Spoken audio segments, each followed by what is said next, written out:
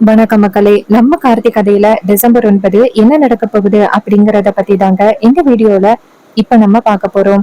இந்த வீடியோவுக்கு மறக்காம லைக் பண்ணிக்கோங்க. நீங்க லைக் பண்றது தான் எங்களுக்கு அடுத்த வீடியோ போடுறதுக்கு ரொம்பவே இன்ட்ரெஸ்டிங்கா இருக்கும். சோ மறக்காம லைக் பண்ணிட்டு இந்த வீடியோவை பாருங்க. நம்ம ஹீரோயின் வந்துட்டு அழுகுறாங்க. அப்ப ரோஹிணியும் நம்ம மயிலும் தட்டுல சாப்பாடு எடுத்துட்டு வராங்க. எடுத்துட்டு நேரா ரேவதி கிட்ட, இங்க பாரு ரேவதி, இப்படியே காலையிலேயே அழுதுகிட்டே இருக்காத. காலையில இருந்து அழுதுகிட்டு இருக்க, சாப்பிடவே இல்லை சுத்தமா. உன் ஹெல்த் என்ன ஆகுறது? இங்க பாரு, இத சாப்பிடு அப்படின்னு சொல்லிட்டு சாப்பாட கொடுக்குறாங்க. ஆனா ரேவதி என்ன சொல்றாங்கன்னா, இல்ல எனக்கு வேண்டாம் அப்படின்ட்டு கார்த்திய நினைச்சுக்கிட்டே அழுதுகிட்டு இருக்காங்க. இத பாத்துட்டு ரோகிணி அவங்க புருஷன்கிட்ட, என்னங்க, நம்ம சொன்னா இவ கண்டிப்பா ஏத்துக்க மாட்டா, சொல்ல வேண்டியவங்க சொன்னா கண்டிப்பா சாப்பிடுவா, நீங்க நேரா அவருக்கு போன் பண்ணுங்க அப்படின்னு சொல்ல, மயிலு நேரா ஹீரோவுக்கு போன் பண்றாங்க. அப்ப ஹீரோ போன் அட்டன் பண்ணி, சொல்லுங்க சகல அப்படின்னு சொல்ல, அப்ப ஹீரோ ஹீரோ கிட்ட மயிலு சொல்றாரு, சகல, ரேவதி காலையில இருந்து அழுதுகிட்டே இருக்கா, சுத்தமா சாப்பிடவும் இல்ல, தண்ணி குடிக்கவும் இல்ல, பார்க்கவே ரொம்ப பயமா இருக்கு, பாவமாவும் இருக்கு, அவளுக்கு ஏதாவது உடம்புக்கு ஆயிருமோ அப்படின்னு கவலையாவும் இருக்கு. அத்தை கொஞ்சம் கூட ரேவதிய பத்தி நினைக்கவே இல்ல, என்ன ஆனாலும் பரவாயில்ல அப்படின்னு இருக்கிறாங்க. மாப்பிள, நீங்க சொல்லுங்க மாப்பிள, ரேவதிய சாப்பிட சொல்லுங்க. அப்ப ஹீரோ சொல்றாரு, சரி ரேவதி கிட்ட போனை கொடுங்க அப்படின்னு சொல்ல, ரேவதி கிட்ட போனை கொடுக்குறாங்க. அப்போ ரேவதி போன் அட்டன் பண்ணி, சொல்லுங்க அப்படின்னு சொல்ல, ரோஹிணி நேரா மயிலு கிட்ட, சரி வாங்க வெளியில போகலாம் அப்படின்னு சொல்லிட்டு 2 பேருமே சேர்ந்து வெளியில போறாங்க. 2 பேருமே வெளியில போனதோட நம்ம ரேவதி அழுகுறாங்க. ரேவதி அழுகுறத பார்த்துட்டு ஹீரோ சொல்றாரு, இங்க பாரு அழாத. அப்ப ஹீரோயின் சொல்றாங்க, இங்க பாருங்க, உங்களை விட்டு கண்டிப்பா என்னால இருக்க முடியாது, தயவு செஞ்சு என்னை இந்த இடத்துல இருந்து கூட்டிட்டு போயிருங்க. அப்ப அவர் சொல்றாரு, இங்க பாரு, சூழ்நிலையாலதான் இப்போ உன்னை நான் அந்த இடத்துல விட்டுட்டு வந்தேன். ஒருவேளை அத்தை மட்டும் அப்படி ஒரு முடிவு எடுக்காம இருந்திருந்தா நான் உன்னை இந்நேரம் இங்க கூட்டிட்டு வந்திருப்பேன். அத்தை அப்படி ஒரு முடிவு எடுத்ததுனாலதான் என்னால உன்னை கூட்டிட்டு வர முடியல, என்னை மன்னிச்சிரு. அப்ப ஹீரோயின் சொல்றாங்க, இங்க பாருங்க, உங்களை விட்டு என்னால ஒரு நிமிஷம் கூட இருக்க முடியல அப்படின்னு. அப்ப ஹீரோ சொல்றாரு, கவலைப்படாத ரேவதி, அழாத அப்படின்னு. அப்ப ரேவதி சொல்றாங்க, இல்லங்க, நீங்க என்ன இந்த வீட்டை விட்டு கூட்டிட்டு போயிருங்க, இல்லைன்னா நான் தவறான முடிவு எடுத்துருவேன் அப்படின்னு சொல்லிட்டு ஹீரோயின் போனை கட் பண்றாங்க. இத பாத்துட்டு நம்ம ஹீரோ ஷாக் ஆகுறாரு. அப்ப ஹீரோயின் போனை கட் பண்ணிட்டு ஓரத்துல வைக்கிறாங்க. அப்ப மயில அந்த இடத்துக்கு என்னாச்சுமா? ஹீரோயின் சொல்றாங்க, இங்க பாருங்க, அவர்கிட்ட என்னோட முடிவை சொல்லிட்டேன், இதுக்கப்புறம் அவர்தான் முடிவு பண்ணணும். அப்ப மயிலு கேக்குறாரு, என்ன முடிவு பண்ண? அப்ப ஹீரோயின் சொல்றாங்க, அது அவர்தான் யோசிக்கணும் அப்படின்னு சொல்லிட்டு சொல்ல, மயிலு நினைக்கிறாரு, அப்படி என்ன சொல்லிருப்பா அப்படின்னு நேரா ஹீரோவுக்கு போன் பண்ணி, சகல, ரேவதி என்ன சொன்னா? அப்ப ஹீரோ சொல்றாரு, இது மாதிரி நைட்டுக்குள்ள என்ன கூட்டிட்டு போங்க, இல்லைன்னா நான் கண்டிப்பா தவறான முடிவெடுப்பேன் அப்படின்னு சொல்லிட்டா. இத கேட்டதும் மயிலு ஷாக் ஆகுறாரு. என்ன சகல இப்படி சொல்றீங்க? அவ இப்படியா சொன்னா? அப்ப ஹீரோ சொல்றாரு, ஆமா, அவ ரொம்பவே பிடிவாதமா இருக்கா, அவளோட பிடிவாதத்துல இருந்து மாறுறதுக்கு வாய்ப்பே கிடையாதுன்னு நினைக்கிறேன். எனக்கும் என்ன பண்றதுன்னு எனக்கு ஒண்ணுமே புரியவே இல்லை. அத்தையோ எதிர்த்து என்னால அவளை கூட்டிட்டு வர முடியாதே. அப்ப மயிலு சொல்றாரு, சகல, நான் சொல்ற விஷயம் இப்ப தப்பாதான் இருக்கும், ஆனா நான் சொல்றதை கேளுங்க. ரேவதி நல்லா இருக்கணும் அப்படின்னா நீங்க இந்த முடிவு எடுத்தாதான் ரேவதி நல்லா இருப்பா. அப்ப ஹீரோ சொல்றாரு, என்ன சொல்றீங்க? மயிலு சொல்றாரு, சகல, நீங்க பேசாப்ல இன்னைக்கு நைட்டு ரேவதிய கூட்டிட்டு போயிருங்க, அத்தைக்கு தெரியாம. இத கேட்டதும் ஹீரோ ஷாக் ஆகுறாரு. என்ன சொல்றீங்க? அத்தைக்கு தெரியாம ரேவதிய கூட்டிட்டு போகணுமா? அதற்கெல்லாம் வாய்ப்பே இல்ல. அத்தைக்கு தெரிஞ்சிச்சுன்னா ரொம்ப பெரிய பிரச்சனை ஆகிடும். அதுக்கு மயிலு சொல்றாரு, சகல, நீங்க நேரடியா கூப்பிட்டாதான் அத்தை அப்படி ஆயுதத்தை காமிச்சு மிரட்டுவாங்க. நீங்க அத்தைக்கு தெரியாம ரேவதிய கூட்டிட்டு போயிட்டீங்க அப்படின்னு வச்சுக்கிடுங்களேன், அத்தை கண்டிப்பா இத பெரிய விஷயமா எடுத்துக்க மாட்டாங்க. கொஞ்ச நாள் ஆன பிறகு ஒரு குட்டி பாப்பாவை கூட்டிட்டு வந்தீங்க அப்படின்னா கண்டிப்பா அத்தை உங்களை மன்னிச்சிருவாங்க. அப்ப ஹீரோ சொல்றாரு, இது தப்பான முடிவு.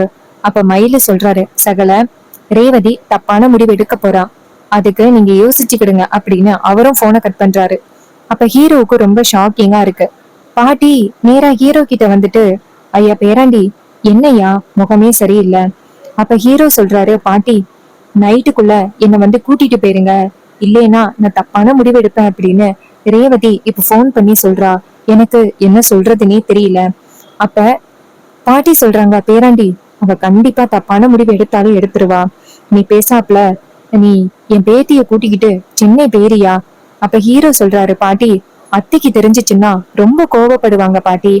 பாட்டி சொல்றாங்க, இங்க பாரியா, அவளுக்கு அவளோட அந்த ஈகோ தான் முக்கியம். அத வச்சு ஒண்ணுமே பண்ண போறது கிடையாது.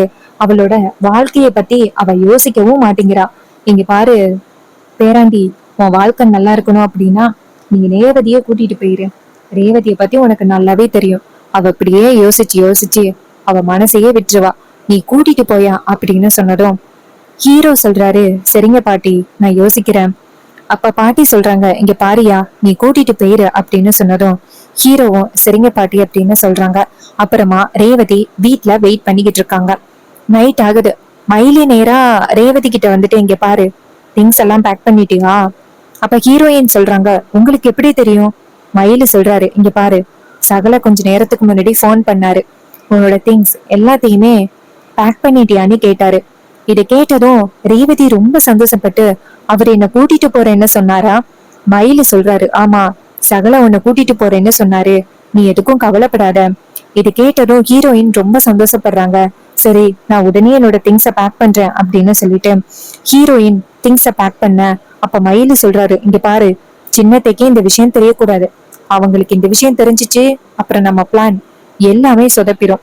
அப்ப ஹீரோயின் சொல்றாங்க, அதெல்லாம் தெரியாது, நான் யாருக்கும் தெரியாம பேக் பண்றேன் அப்படின்னு பேக் பண்ணி கரெக்டா கட்லுக்கு கீழே வச்சிடுறாங்க. அப்போ நம்ம வில்லி இருக்காங்கல்ல, கரெக்டா அந்த ரூம் பக்கம் வராங்க. அப்போ ஹீரோயினை பாக்குறாங்க. இவ நமக்கு தெரியாம ஏதாவது பிளான் பண்றாளா அப்படின்னு. ஆனா நம்ம ஹீரோயின் வந்துட்டு சாதரியமா உட்காந்துக்கிட்டு போனு பாத்துக்கிட்டு இருக்காங்க. இத பாத்துட்டு நம்ம வில்லிக்கு ரொம்ப ஷாக்கிங்கா இருக்கு. என்ன இது, இவ அழுதுகிட்டு இருக்கா அப்படின்னு பார்த்தா ஜாலியா போன் பாத்துக்கிட்டு இருக்கா. கண்டிப்பா இதுக்கு பின்னாடி ஏதோ ஒரு காரணம் இருக்கும் போலயே.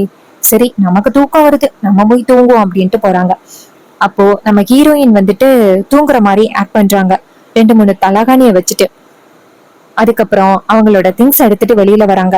மயிலு யாரும் இருக்காங்களா அப்படின்னு பாக்குறாங்க. பாத்துட்டு நைஸா வீட்டுக்கு கொல்ல பக்கமா போறாங்க. அங்க போயிட்டு நேரா அந்த பேக் எல்லாம் எடுத்துக்கிட்டு வெளியில போறாங்க. நம்ம ஹீரோ அந்த இடத்துல கார்ல வெயிட் பண்ணிக்கிட்டு இருக்காரு. அப்ப ரேவதி நேரா ஹீரோ கிட்ட வந்துட்டீங்களா அப்படின்னு சொல்ல, அப்ப ஹீரோ சொல்றாரு, நீ சரின்னு சொன்னா நான் வராமையா இருப்பேன், சரி வா போகலாம் அப்படின்னு சொல்லிட்டு ரேவதிய கூட்டிக்கிட்டு கிளம்புறாங்க. மயிலு நேரா ஹீரோவை பார்த்து, சகல ரேவதிய பத்திரமா பாத்துக்கிடுங்க. அப்ப ஹீரோ சொல்றாரு, சரி அப்படின்னு சொல்லிட்டு நேரா ரேவதிய கூட்டிக்கிட்டு கிளம்புறாங்க. இன்னொரு பக்கம் மயிலு அப்படியே நார்மலா வந்து வீட்டுல படுத்துறாரு. இந்த விஷயத்த பத்தி யாருக்குமே தெரியாது. அப்புறம் பொழுது விடியுது. பொழுது விடிஞ்சதோட எல்லாருமே கிளம்புறாங்க. அப்ப வில்லி வந்துட்டு எல்லாரும் வந்ததோட ரேவதிய மட்டும் காணுன்னு பாக்குறாங்க. வில்லி நேரா அவங்க அக்கா கிட்ட, அக்கா எல்லாரும் வந்தாச்சு, ஆனா ரேவதிய மட்டும் காணும், அவ என்ன இன்னுமா தூங்கிட்டு இருக்கா. அப்ப ஈஸ்வரி சொல்றாங்க, அதானே சுவாதி, போய் அவளை கழுப்பு. சுவாதி சொல்றாங்க, சரிம்மா அப்படின்னு சொல்லிட்டு ரேவதியோட ரூமுக்கு போறாங்க.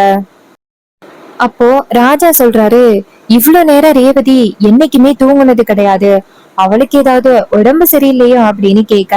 அப்ப ஈஸ்வரி சொல்றாங்க, நேத்து பூரா அழுதுகிட்டு இருந்தால கண்டவனையும் நினைச்சு, அதனால அவளுக்கு உடம்பு சரியில்லாம போயிருக்கும் போல அப்படின்னு. அப்போ மயிலு சொல்றாரு, ஆமாத்த, ரேவதி ரொம்ப பாவம், நேத்து பூரா அழுதுகிட்டே இருந்தா, சோ கண்டிப்பா அதனாலதான் தூங்குறா போல அப்படின்னு. அப்போ வில்லி இதையெல்லாம் பார்த்துட்டு கண்டிப்பா இதுக்கு பின்னாடி ஏதோ ஒரு காரணம் இருக்கு அப்படின்னு நினைக்கிறாங்க. அப்ப நம்ம மயிலு வந்துட்டு அமைதியா இருக்காரு நடக்கிறதையெல்லாம் பாத்துக்கிட்டு.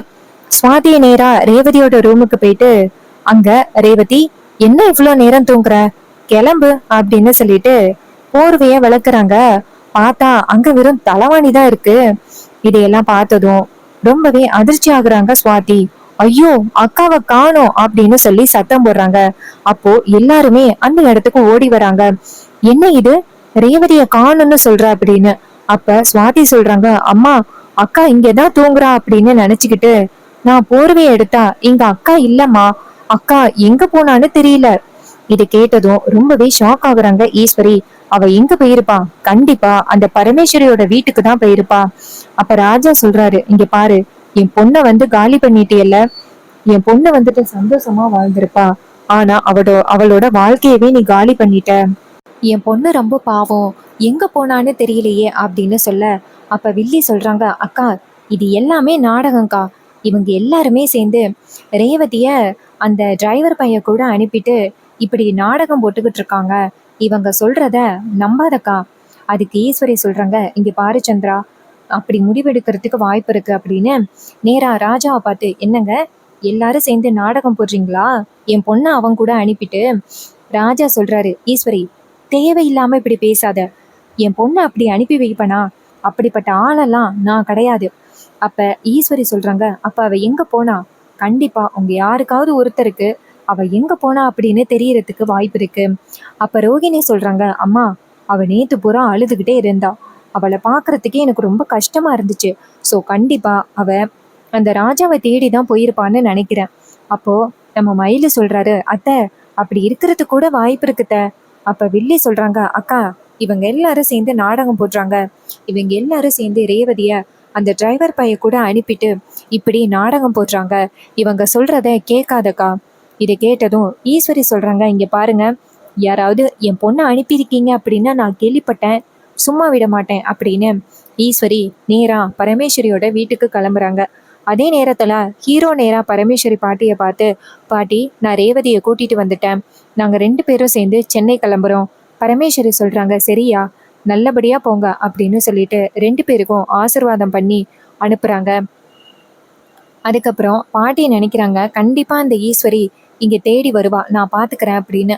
அப்ப ஹீரோயின் சொல்றாங்க, பாட்டி கண்டிப்பா அம்மா கோவத்தோட வரத்துக்கு வாய்ப்பு இருக்கு. பாட்டி சொல்றாங்க, வரட்டுமா, நான் பாத்துக்கிறேன் அப்படின்னு சொல்ல, அப்ப ஹீரோயின் பாட்டி கிட்ட ஆசீர்வாதம் வாங்கிட்டு அந்த இடத்துல இருந்து கிளம்புறாங்க. அப்ப 2 பேரும் அந்த பக்கம் போனதோட அந்த இடத்துக்கு ஈஸ்வரி வராங்க. வந்துட்டு, ஏ பரமேஸ்வரி, என் பொண்ணு எங்கடி அப்படின்னு சொல்லி கேட்க, பரமேஸ்வரி சொல்றாங்க, இங்க பாரு, நீ யாரை பத்தி கேக்குற? அப்ப அவங்க சொல்றாங்க, இங்க பாரு, என் பொண்ணை உன் பேரன் கூட்டிட்டு வந்துட்டான், மரியாதையா என் பொண்ணு எங்க இருக்கா அப்படின்னு இப்ப சொல்றியா இல்லையா? அதுக்கு பரமேஸ்வரி சொல்றாங்க, இங்க பாரு, என் பேரனையும் நான் நேத்தியிலேருந்து காணோம் அப்படின்னு தேடிக்கிட்டு இருந்தேன்.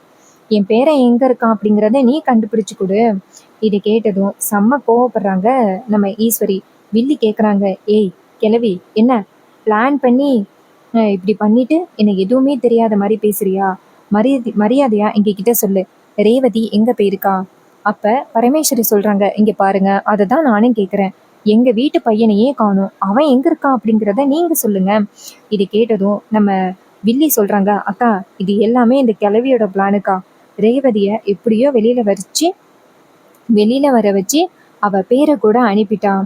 இது கேட்டதும் ஈஸ்வரி சொல்றாங்க, இங்க பாரு, என் பொண்ணை மரியாதையா என்கிட்ட ஒப்படைச்சிரு. அதுக்கு பரமேஸ்வரி சொல்றாங்க, இங்க பாரு, உன் பொண்ணு எங்க போயிருக்கா அப்படிங்கிறது எனக்கு தெரியாது, நீ என்கிட்ட எதுவும் சொல்லாத அப்படின்னு சொன்னதும் ரொம்பவே ஷாக் ஆகுறாங்க அந்த ஈஸ்வரி. அப்போ நம்ம ஹீரோவை காமிக்கிறாங்க. நம்ம ஹீரோவும் ரேவதியும் சேர்ந்து நேரா சென்னை போறாங்க. அங்க நம்ம மீனாட்சிக்கு இவங்க 2 பேரும் வர்றது தெரிஞ்சுட்டு 2 பேருக்குமே ஆரத்தி எடுத்து ரொம்பவே சந்தோஷமா வீட்டுக்குள்ள வரவேற்கிறாங்க. அப்ப நம்ம மீனாட்சி சொல்றாங்க, நீங்க 2 பேரும் இந்த வீட்டுக்கு எப்போ வருவீங்க அப்படின்னு அத்தை ரொம்ப காத்துக்கிட்டு இருந்தாங்க தெரியுமா? அவங்க வேண்டாத தெய்வம் இல்ல, செய்யாத பரிகாரம் இல்ல, ஆனா அத்தை போன பிறகுதான் நீங்க 2 பேருமே இந்த வீட்டுக்கு வரணும் அப்படின்னு எழுதி இருந்திருக்கு போல. அப்ப ஹீரோ சொல்றாரு, ஆமா, அம்மா ரொம்ப பாவம், அம்மா நான் நல்லா இருக்கணும் அப்படிங்கிறதுக்காக தான் அப்படி ஒரு முடிவெடுத்திருக்காங்க. அதுக்கு மீனாட்சி சொல்றாங்க, ஆமா தம்பி அப்படின்னு சொல்லிட்டு ரொம்பவே கவலையோட பேசுறாங்க. அப்ப நம்ம ஹீரோ என்ன பண்றாருன்னா, நேரா அவங்க அம்மாவோட போட்டோ கிட்ட போயிட்டு சாமி கும்பிட, மீனாட்சி நேரா ஹீரோயினை கூட்டிட்டு போயிட்டு சாமி ரூமுக்குள்ள நல்ல விளக்கு ஏத்த சொல்றாங்க. அவங்க ஏத்துறாங்க. அப்ப சாமி கும்பிடுறாங்க. நாங்க ஒரு பெரிய முடிவெடுத்து வீட்டை விட்டு வெளியில வந்துட்டோம், நீங்க தான் நல்லபடியா எங்களுக்கு எந்த வகையிலையும் அம்மாவால பிரச்சனை இல்லாம பாத்துக்கணும் அப்படின்னு வேண்டுறாங்க. ஸோ இந்த கதை உங்களுக்கு பிடிச்சிருந்துச்சுன்னா இந்த வீடியோவுக்கு மறக்காம லைக் பண்ணிக்கோங்க. நீங்க லைக் பண்றது தான் எங்களுக்கு அடுத்த வீடியோ போடுறதுக்கு ரொம்பவே இன்ட்ரெஸ்டிங்கா இருக்கும். ஸோ மறக்காம லைக் பண்ணிட்டு இந்த வீடியோவை பாருங்க. தேங்க்யூ ஃபார் வாட்சிங்.